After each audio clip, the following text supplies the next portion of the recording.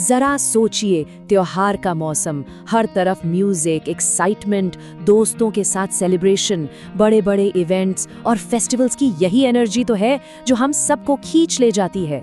हर तरफ बस खुशी और जश्न ही जश्न। लेकिन क्या कभी दिमाग में आया कि इन खुशी के पलों में कुछ ऐसे खतरे भी छिपे हो सकते हैं जिनके बारे में हम सोचते तक नहीं? बस यही वो कड़ी है जो इन बिल्कुल अलग अलग मौकों को आपस में जोड़ देती है। तो चलिए आज इसी पर थोड़ी गहराई से बात करते हैं। देखिए, ये इवेंट्स होते तो जश्न के लिए ही हैं, इसमें कोई शक नहीं, लेकिन इनमें जो छिपे हुए रिस्क्स हैं उनके बारे में पता होना हमारी सेफ्टी के लिए पहला और सबसे जरूरी कदम है। आज हम 3 ऐसे बड़े खतरों पर फोकस करेंगे जिन्हें अक्सर नजरअंदाज कर दिया जाता है। पहला, भीड़ से होने वाले हादसे। दूसरा, अनजाने जहर। और तीसरा, अचानक होने वाली एलर्जिक रिएक्शंस।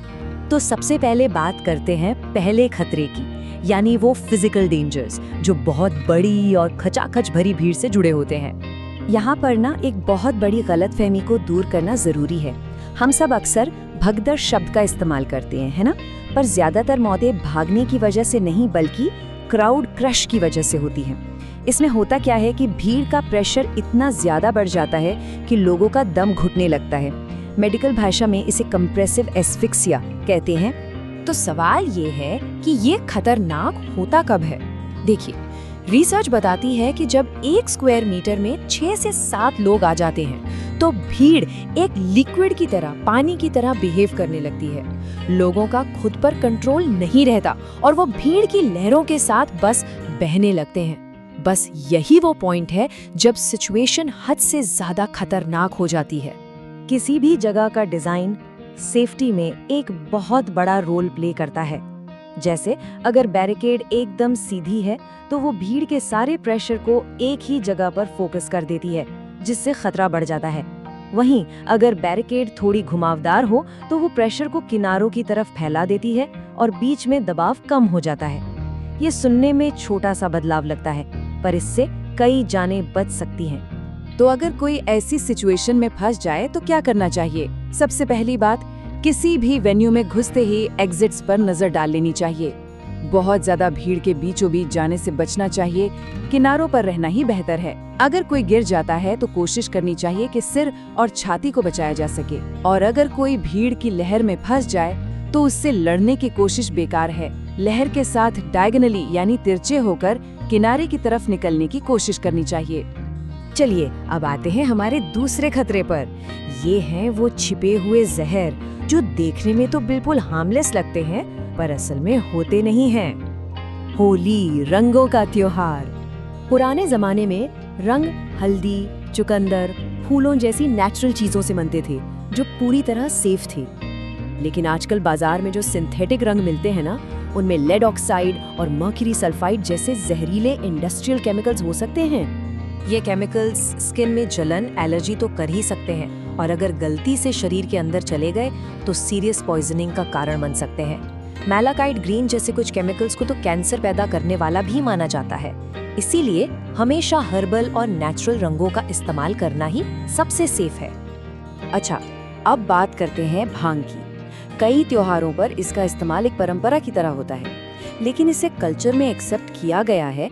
इसका मतलब ये नहीं कि इससे जुड़े हेल्थ रिस्क्स कम हो जाते हैं। भांग असल में कैनाबिस का एक एडिबल फॉर्म है और इसका असर बहुत पावरफुल और लंबा होता है, करीब 8 घंटे तक। भांग जैसी खाने वाली चीजों का सबसे बड़ा खतरा पता है क्या है? इसका धीमा असर, क्योंकि इसका इफेक्ट महसूस होने में 2 घंटे तक लग सकते हैं। तो कई लोग ये सोचकर ज्यादा खा लेते हैं कि अरे कुछ हो तो रहा नहीं है, और यही चीज अनजाने में ओवरडोज का कारण बन जाती है, जिससे पैनिक, एरानोया और तेज हार्ट बीट जैसी सीरियस प्रॉब्लम हो सकती है। अगर कभी किसी पर जहर का शक हो तो ये फर्स्ट एड स्टेप्स बहुत जरूरी हैं। सबसे पहले तो पैनिक नहीं करना है, शांत रहना है और तुरंत मेडिकल हेल्प के लिए कॉल करना है। अगर कोई जहरीली चीज कपड़ों पर गिर गई है तो उन्हें हटा दें। डॉक्टर या पॉइजन कंट्रोल सेंटर के कहे बिना उल्टी कराने की कोशिश बिल्कुल ना करें, और जब तक मदद आए उस इंसान को बाईं करवट पर लिटा कर रखें। और अब आते हैं हमारे तीसरे और आखिरी खतरे पर, जो है सीरियस एलर्जिक रिएक्शन और ये किसी को भी कहीं भी और कभी भी हो सकता है, भले ही उसे पहले कभी कोई एलर्जी ना हुई हो। इस गंभीर रिएक्शन को एनाफिलैक्सिस कहते हैं। इसे पहचानने का सबसे आसान तरीका है ABC चेक करना। A मतलब एयरवे, यानी क्या गले या मुंह में सूजन है। B मतलब ब्रीदिंग, क्या सांस लेने में दिक्कत हो रही है। और C मतलब सर्कुलेशन, यानी क्या ब्लड प्रेशर जैसी कोई प्रॉब्लम है। एनाफिलैक्सिस जानलेवा हो सकता है, और वो भी बहुत तेजी से, मतलब कुछ ही मिनटों के अंदर। ये एयरवे में सूजन से शुरू होकर हार्ट और सर्कुलेटरी सिस्टम को पूरी तरह से फेल कर सकता है। इसीलिए फौरन एक्शन लेना बहुत ज्यादा जरूरी है। अब यहाँ भी एक बहुत बड़ी और जरूरी गलतफहमी दूर करनी है। ज्यादातर लोग सोचते हैं कि एलर्जी का मतलब है एंटीहिस्टामाइन ले लो, जैसे कि एविल, लेकिन एनाफिलैक्सिस के मामले में ये सोच बिल्कुल गलत और खतरनाक है। मेडिकल गाइडलाइंस एकदम क्लियर है। पहला और सबसे जरूरी इलाज है एड्रेनालिन का इंजेक्शन। एंटीहिस्टामाइंस सांस या सर्कुलेशन की प्रॉब्लम को ठीक नहीं कर सकते। ये जो बात है ये सीधे मेडिकल गाइडलाइंस से है और इसकी सीरियसनेस को दिखाती है। एड्रेनालाइन देने में जरा सी भी देरी बहुत गंभीर नतीजे ला सकती है, यहाँ तक कि मौत भी हो सकती है। ये सच में जिंदगी और मौत के बीच का फासला तय कर सकता है। एड्रेनालिन देने के साथ साथ मरीज की पोजीशन भी बहुत ज्यादा मैटर करती है। उसे हमेशा सीधा सपाट लेटाना चाहिए और पैरों को ऊपर उठा देना चाहिए। ऐसा करने से ब्लड को वापस हार्ट तक पहुंचने में मदद मिलती है। एनाफिलैक्सिस के दौरान किसी को भी खड़ा करना या चलाना जानलेवा हो सकता है, क्योंकि इससे ब्लड प्रेशर अचानक से गिर सकता है। तो हमने इन 3 बड़े खतरों के बारे में समझा। अब चलिए फटाफट इन सारी बातों को एक शॉर्ट तैयारी टूल किट में समेट लेते हैं। भीड़ को लेकर हमेशा अवेयर रहें। एग्जिट्स कहाँ हैं ये पता होना चाहिए। भीड़ के बिल्कुल बीच में घुसने की बजाय किनारों पर ही रहने की कोशिश करनी चाहिए।